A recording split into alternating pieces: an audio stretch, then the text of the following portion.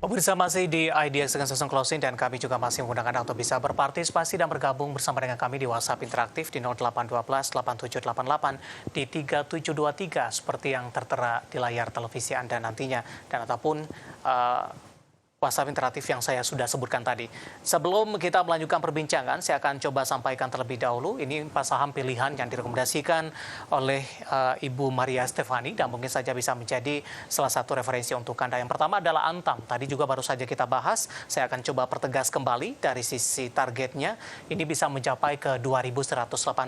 Support yang bisa diperhatikan di 1810 hingga 1830. Beralih ke sampilan yang kedua, ada BDMN, lebih ke arah untuk trading buy, dengan targetnya bisa ke 3050, kemudian juga supportnya hingga 2600 pemirsa.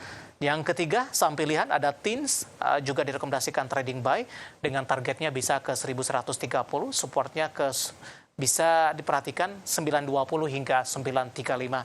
Dan terakhir dari retail ada LPPF, trading buy, dengan targetnya hingga 5.150, supportnya 4.350 hingga 4.400. 4 saham pilihan yang direkomendasikan ada Antam, BDMN, TINS, kemudian juga LPPF, dan lagi-lagi keputusan investasi tetap ada di tangan para investor dan trader pasar modal Indonesia.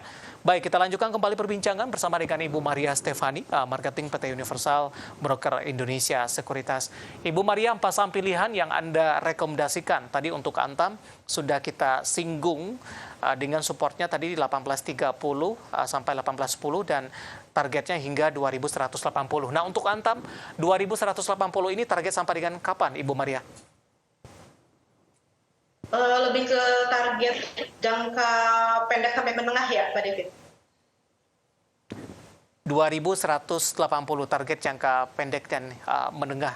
Supportnya tadi di 1810. Ketika support ini ditembus kembali di bawah 1810, arahnya kemana untuk Antam selanjutnya ketika skenario ini terjadi, Ibu Maria? Paling dekat itu dia ke support yang kemarin baru dibuat di level 1770. Nanti misalnya masih jebol juga, masih ditembus juga, mungkin akan ke level sekitar 1.500-an, Pak David. Baik, dari Antam kita beralih ke saham pilihan kedua, BDMN. Ibu Maria, pertimbangan terutama dari sisi teknikal, analisis Anda, sehingga BDMN juga masuk ke dalam saham pilihan kali ini. Betul, kalau BDMN dari kemarin sempat sideways, semi downtrend juga, lalu sama juga dengan Antam, dia udah bikin landasan, lalu dia udah berbalik arah, dan sekarang itu polanya sudah menuju uptrend ya, sideways menuju uptrend seperti itu Pak David. Jadi saya rekomendasikan untuk BDMN itu trading buy. Kenapa direkomendasikan trading buy, Ibu Stefani? Faktor resiko apa yang mungkin bisa diperhatikan untuk BDMN? Kalau BDMN itu paling kalau untuk resikonya dia kurang liquid sedikit aja Pak David. Soalnya likuiditasnya itu hanya 4 M-an ya untuk yang rata-rata 20 harinya itu. Biasa kan kalau kita carinya yang minimal 8 sampai 10 miliar. Kalau di BDMN ini masih cukup kurang liquid menurut saya, tapi it's okay lah, masih okay untuk cicil buy dulu. Baik, dari BDMN kita beralih ke saham pilihan ketiga, ada TINS ini. Ini juga cukup menarik Ibu Maria untuk TINS karena sebelumnya sudah mengalami koreksi yang cukup dalam, kinerja mereka yang kurang baik di sepanjang 2022 tampaknya memberikan sentimen negatif begitu. Namun dalam beberapa perdagangan terakhir, TINS kembali mencoba menembus di atas level 1000-an ini. Analisis Anda untuk TINS? Betul, TINS juga sebelumnya memasuki fase downtrend, malah ada sempat gap down ya Pak David ya. Nah ini kemarin dia bikin support di level 935, lalu berbalik arah dan sudah berhasil untuk menembus ke resisten di MA5-nya di level 1000-an ya, 1005. Dan penutupan hari ini kan dia di 1015 TINS, jadi udah di atas MA5 gitu. Ya, dalam beberapa waktu terakhir sudah koreksi cukup dalam dari posisi pola pergerakannya seperti apa? Masih downtrend kah atau lebih ke arah volatilitasnya masih cukup tinggi sampai sejauh ini? Kalau untuk volatilitas tidak terlalu tinggi kalau saya lihat. Cuma saya memutuskan untuk rekomend Teams ini karena dia sudah berbalik arah dan sudah dikonfirm 3 candle ini dia nggak bikin new low, Pak David. Jadi bisa dikatakan sekarang itu sudah semi uptrend untuk Teams. Walaupun masih jangka panjangnya itu masih fasenya downtrend. Baik, kita beralih ke saham pilihan yang terakhir dari retail sepertinya ada LPPF. Anda juga rekomendasikan buy. Analisis untuk LPPF karena dalam sepekan terakhir juga lebih cenderung tertekan, Ibu, dan sempat menyentuh di level 4.600-an. Betul. Kalau untuk LPPF saya rekomen karena mengingat sudah menjelang Hari Raya Idul Fitri ya, Pak David ya. Jadi saya memilih salah satu saham retail untuk direkomendasikan. Nah, kebetulan kalau LPPF ini memang sebelumnya sideways cenderung ke downtrend juga. Namun untuk hari Jumat sendiri dia sudah berbalik arah dan hari ini pun dia confirm tidak membuat new low seperti itu, Pak Dev. Boleh spekulatif buy dulu, cicil beli dulu di sekitar areanya yang di 4.700-an ya, Pak David ya. Target ini bisa mencapai di atas 5.000-an. Ini sampai kapan, Ibu Maria? Sama kalau saya semua rekomendasi saya itu untuk targetnya jangka pendek sampai menengah untuk swing trading, Pak David. Baik, lebih ke arah swing trading ini. Untuk saham pilihan ada LPPF, kemudian juga ada TINS, BDMN, dan tadi juga sudah kita bahas untuk Antam, dan lagi-lagi keputusan investasi tetap ada di tangan para investor dan trader pasar modal Indonesia.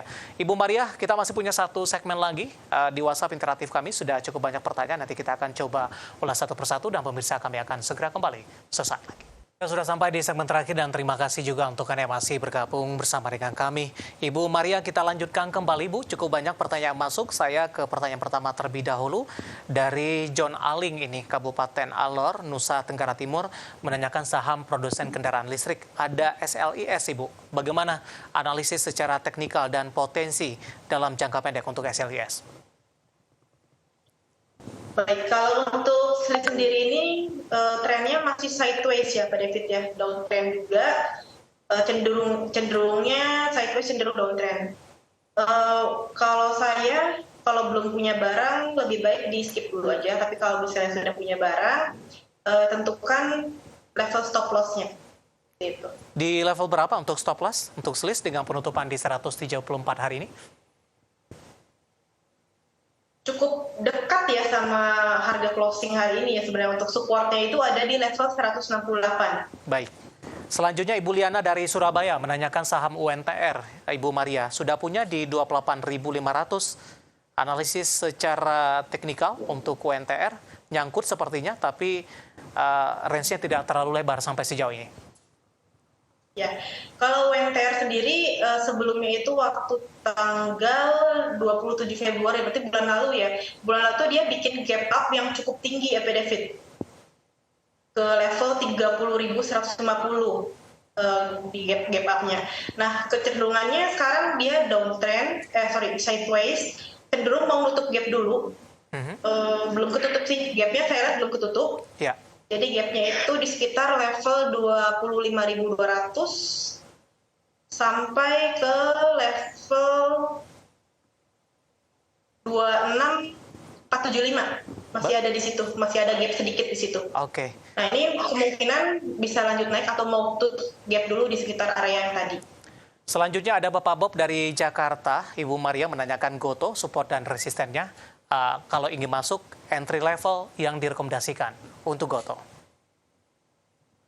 GoTo ya, GoTo juga masih sideways cukup panjang juga. Kemarin sempat menembus supportnya GoTo di 103, yang membuat support baru di 103. Hari ini kembali sideways lagi nih kelihatannya nih, Pak David. Hari ini closing di 115.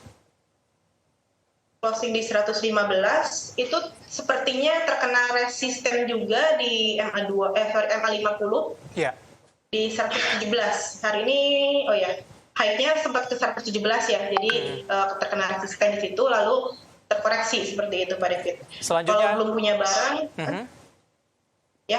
punya barang boleh cicil buy dulu di sekitar areanya di di sekitar 110 sampai 112 David. Baik, ada Cuncun dari Palembang selanjutnya untuk BRPT sudah punya di harga average di 815.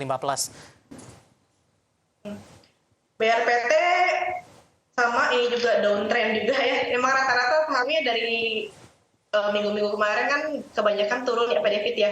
BRPT juga sempat downtrend dan sekarang sudah mulai membuat landasan untuk menjadi uptrend lagi nih kalau lancar nih. Nah, sayangnya BRPT itu waktu hari Jumat itu dia hampir terkena resisten di MA50 di level 840-an.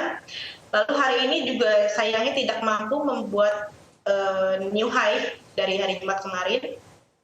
Jadi hari Jumat kemarin itu dia high-nya di 830 dan hari ini juga sama high-nya di 830, jadi belum mampu membuat high baru. Dan kabar baiknya itu dia belum membuat new low seperti itu. Jika dia membuat new low dari hari Jumat kemarin, maka support selanjutnya ada di MA5 di level sekitar 780. Oke, ada Ibu Cuncun dari Palembang tampaknya sekaligus mengakhiri kebersamaan kita. Ibu Maria, waktu kita cukup terbatas. Terima kasih sudah bergabung bersama dengan kami dan semoga kita bahas dan rekomendasikan bisa menjadi referensi dan lagi-lagi keputusan investasi tetap ada di tangan para investor dan trader pasar modal Indonesia. Ibu Maria, terima kasih. Sehat selalu, Ibu. Baik, ada Ibu Maria Stefani, Marketing PT Universal Broker Indonesia Sekuritas. Akhirnya saya David San, Oval dan seluruh kabar kerja yang bertugas mengucapkan terima kasih dan sampai berjumpa kembali.